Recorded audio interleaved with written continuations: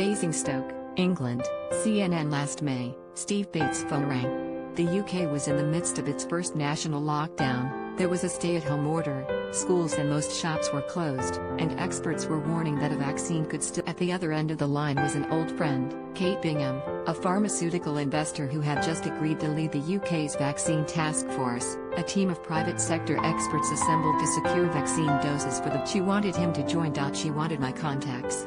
She knew that I knew everybody in the industry. Bates, a lobbyist who heads the UK Bio-Industry Association, told Kate Bingham said to me, "We've never made a vaccine that's worked against a human. This is a long shot." Compelled by a sense of national duty in a time of crisis, Bates agreed to put his day. The position was unpaid.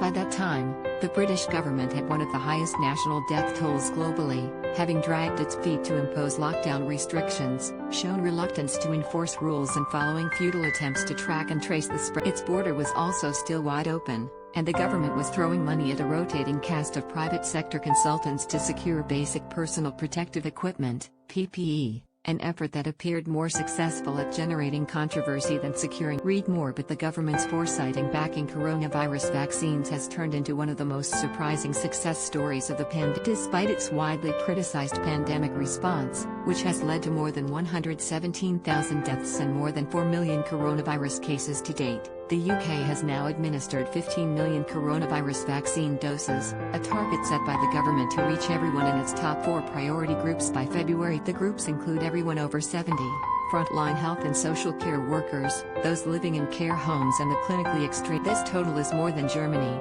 France, Italy, Spain, Poland and Belgium. The UK has the 3rd highest vaccination rate worldwide behind Israel and the UAE. Nadhim Zahawi, the UK's Minister for COVID-19 vaccine deployment, confirmed the goal had been accomplished a day early in a post on Twitter. "We will not rest till we offer the vaccine to the whole of Phase 1, Zahawi wrote, referring to the priority groups set out by the government. Temporary vaccination centres, like this one at Basingstoke Fire Station in southern England, have been set up across the country. UK Prime Minister Boris Johnson celebrated the moment, calling it a significant milestone and an extraordinary. "In England, I can now tell you we have now offered jabs to everyone in the first 4 priority groups, the people most likely to be severely ill from coronavirus, hitting the first target we set ourselves," he wrote. The British government also plans to give a first dose to the remaining risk groups and adults over 50 by the end of April. Across the country, soccer stadiums, horse racing tracks, cathedrals and mosques are being used as mass vaccinations. And through the National Health Service, NHS, the government can reach almost every person in the country to schedule a vaccination. In the southern English town of Basingstoke,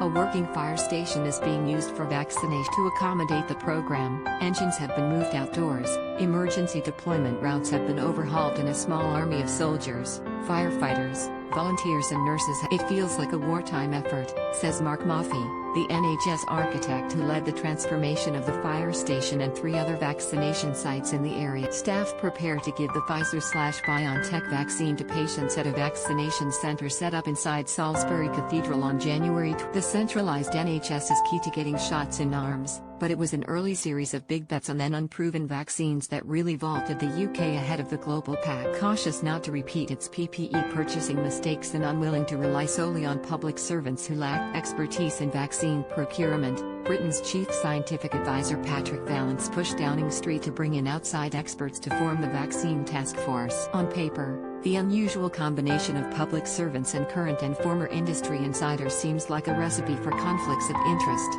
but they were accountable to ministers and government auditors, explains Bates, who left the committee. The task force was quick to get behind a vaccine being developed by a group of scientists at the University of Oxford who had been working on a shot for the Middle East respiratory syndrome, a disease caused by another type of coronavirus, before shifting their focus to COVID. It wasn't long before a vaccine was developed, but the challenge would be getting it manufactured on an industrial scale, which is where AstraZeneca came in. The British-Swedish pharmaceutical company was chosen because of its ironclad commitment to prioritize the UK market, which, according to both parties, involved providing all doses made in the UK to the British government, and only exporting doses once the country had been in exchange, The UK government agreed to invest heavily in the vaccines. I wasn't going to settle for a contract that allowed the Oxford vaccine to be delivered to others around the world before us, Health Secretary Matt Hancock told UK radio station LBC earlier this month. Of the more than 100 vaccines in development worldwide at the time, the task force shortlisted around 20 based on how quickly they could be trialed, and ultimately, they chose 7 based on the maker's ability to scale up production for the UK. Those 7 included the 3 that had been approved to date by Pfizer/BioNTech, Moderna and Oxford/AstraZeneca. 2 others from Novavax and Johnson & Johnson have also shown promise in phase 3 trials published last month. Bates says bureaucratic hoops were kept to a minimum.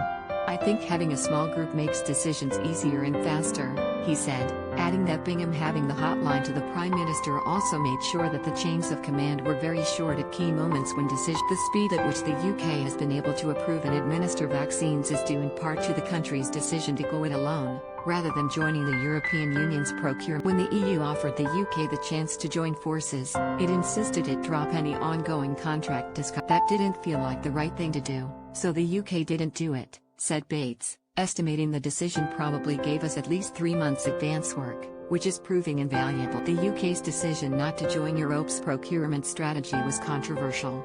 Last March, Martin McKee, a European health professor at the London School of Hygiene and Tropical Medicine, predicted in The Guardian newspaper that Britain would pay more and get fewer vaccines by going it alone. "The timing of the pandemic could provide an opportunity to reflect on whether an isolationist ideology really is such a good idea," wrote McKee. His view has since changed. "I fully concede that I was wrong on this one," McKee told. "I give full credit to Kate Bingham. She did very well.